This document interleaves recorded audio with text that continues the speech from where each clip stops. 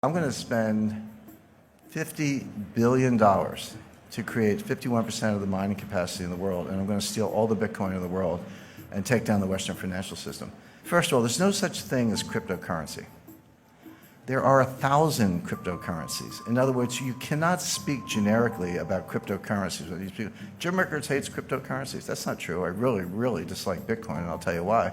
But there are cryptocurrencies out there that I think are very interesting and worth your consideration. I'm for it. I'm against it. Cryptocurrency means nothing. You have to talk about the specific currency. And I'm showing Bitcoin, Litecoin, Monero, and Ether. By the way, isn't it fascinating how the graphical representation of cryptocurrencies is always a gold or silver coin?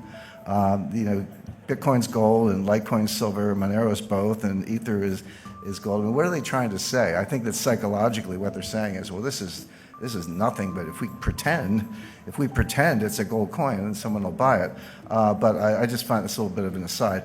But no, it's the same thing is true with fiat currencies. You can't be like or dislike fiat currencies generically. Some people do because they just hate central banks. I understand that. But it's a big difference between a Venezuelan Bolivar and a euro, big difference between a Zimbabwe dollar and a US dollar. So in other words, don't talk to me about cryptocurrencies. Tell me what specific one you want to talk about, and that's a more interesting conversation. I think it's really important because this field is so muddied, the conversation is so muddied, people not distinguishing between blockchain and currency, not distinguishing between different types of currencies, etc. I think we need to step back, take a deep breath, and be rigorous in our analysis and think about what we're actually talking about. There's no such thing as a blockchain. There are hundreds of blockchains. In other words, every currency, every token, every so-called smart contract, if you're using Ether, has a different blockchain. So there are at least hundreds, perhaps thousands of blockchains, new ones being created every day. So again, don't talk to me about blockchain. Tell me which specific blockchain you're talking about, because they're not all the same, and this is critical. The main difference, there are many differences in this blockchain technology, but the main difference is validation. Because remember, the whole idea of cryptocurrencies and blockchain and the original Bitcoin and what Satoshi Nakamoto came up with is that we're going to have a trustless system. We're not going to trust banks. We're not going to trust clearinghouses. We're not going to trust exchanges. We're not going to trust central banks. We're not going to trust anybody. We're going to have a decentralized system that a community can validate, and we don't have to rely on anybody in particular. That was the original idea. So the question is, what's your method of validation? And that's what distinguishes one blockchain from the other. So I've listed 4 of them here, but there are others. Proof of work, that's what blockchain uses. And you know what the work is? You got to factor these, 87-digit prime numbers into prime factors. It's a lot of computer crunching, completely clunky, completely inefficient, non-sustainable. I'll talk about that in a second.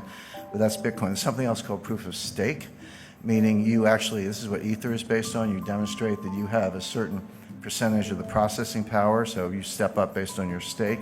There's proof of space. Space is storage space on a hard drive, so I get to vote on the blockchain. I get to vote on validating the blockchain because I've decided to devote a certain amount of my hard drive to that process. There's a new coin called Spacemint. And then there's the Byzantine Agreement, or Byzantine Agreement. There's a version of that called the Federated Byzantine Agreement, which I personally think is the best, much more robust to some of the problems we're talking about, and there are others. But the point is, don't talk about blockchain. Say, okay, what's your governance model? What's your validation model, et cetera? And then ask yourself, is that sustainable? Is that robust? Will that resist an attack? Are your cryptocurrencies going to be stolen? These are the questions you have to ask yourself, and there are no generic answers. So I cannot emphasize enough. Coin by coin. I hate to use the word coin, whatever, token by token, blockchain by blockchain. Be rigorous and ask yourself what's sustainable. Now, Bitcoin, Ripple, and Ether, and some of these other cryptocurrencies, not all of them, but the best known are going to fail. When I say fail, they're going to, Bitcoin might have a $200 value as a token for criminals. I think criminals and terrorists might find a use case at about $200 per Bitcoin, but they're basically not going to be anywhere near where they are today. Why do I say that? I don't want to make a claim without backing it up. The first point is they're non-scalable. Transaction times are slow. And then when you say that to Bitcoin people, they go, aha, the Lightning Network is right around the corner. You know, Lightning's going to, we'll see. You know, they said that about segregated witness. They said that about some of these other solutions. They don't seem to get community support. They keep forking the Bitcoin, meaning one day you wake up and there's 2 blockchains instead of 1, or whatever happened to that whole idea that we weren't going to have inflation and we weren't going to pull new cryptos out of thin air. But these solutions, you have to understand what the solution is. So what they're saying is, nobody has a solution for the inherent slowness, clunkiness, non-scalability of the original Bitcoin blockchain. There's no solution for that. So when you hear about solutions, what are they? Well, what they're saying is take a bunch of transactions offline. So everybody in the room could form a group, or let's say every coffee shop in Brooklyn, New York, every coffee shop in Vancouver could form a group. And all the people who want to buy coffee would join that group. And we would agree, so we're in our own little bubble over here, and we would agree that all of our Bitcoin transactions among each other don't go on the blockchain. They just get settled in this sort of separate cloud over here, and then we net them out. So, you know, I pay you 5 Bitcoin, and you pay the person next to you 4, and he pays the lady in the back of the room 10, and she pays me 7, and we net it out, and then periodically, and it could be daily, weekly, monthly, or whatever, we net all this stuff out, and then we take that net and we put that on the blockchain, so that the amount of transactions that have to go on the blockchain is greatly reduced. That's true. But what are we doing? We've created our own network. I got to trust the coffee shops. How do I know they're not going to steal my money? In other words, it's only a solution because you're completely negating the original idea. Oh, well, sure. If you want to tear up the original idea and start over, that's fine. But don't tell me you're adhering to the idea of a decentralized, trustless network, because you're not. All you've done is create another network. Somebody, you know, I get trolled on Twitter all the time. People tell me I'm an idiot and I don't know technology and all that stuff. And then my more sour moods, I tell them I was coding before they were born. But as far as some of these things are concerned, somebody said, well, you don't understand payment channels, and I actually do. And I said, yeah, I understand payment channels. We had those in the 50s. They were called party lines, which is, you know, you pick up the phone and someone's talking, you got to ask them to get off the phone so you could go. In other words, there was an AT&T network, at least in the United States, but other people could jump in on this little side thing. You know, that's all it is. These are party lines. So that doesn't work. Non-sustainable. The energy usage to solve the problem and make the proof of work in Bitcoin is now greater than the annual energy output of Ireland. Imagine taking all the electricity used in Ireland in a year, and that's how much we have to use to crunch numbers. By the way, every applied mathematician will tell you that prime factoring is a trivial problem. It's like an uninteresting problem. But it takes a lot of computing power to do it because the numbers are so big and the possibilities are so great. So we're just wasting the entire electrical usage of Ireland. In a few years, it's going to be the entire electrical usage of Japan. Who in this room thinks that governments are going to allow Bitcoin miners to use as much electricity in a year as the entire country of Japan, the 3rd largest economy in the world? That's not going to happen. You know it's not going to happen. It's not very green. It's completely wasteful. In other words, it can't happen. So that's why I say it's non-sustainable. It's going to hit a wall. Non-regulated, you know, I don't have to remind you of all the frauds, new ones popping up every day. It's not just exchanges. Exchanges are, how do exchanges work? Well, you know, I want to go to a Bitcoin exchange. Well, you got to go in, you got to open an account, just like Merrill Lynch or Charles Schwab, right? So, you know, or Toronto Dominion. So you go, you give me your name, your address, your social security number, your bank wire information, give them all that information, and then send them dollars. And they say, okay, you got some Bitcoin, here's your confirmation. Really? How do I know you didn't just take my dollars and send me a phony baloney confirmation? How do I know you're not, you know, a Ponzi? You're using new money to pay off the old money. How do I know you're not Bernie Madoff in, you know, with a computer engineering degree? How do I know you're not a bucket shop? How do I know any of those things? The answer is you don't. So good luck with that.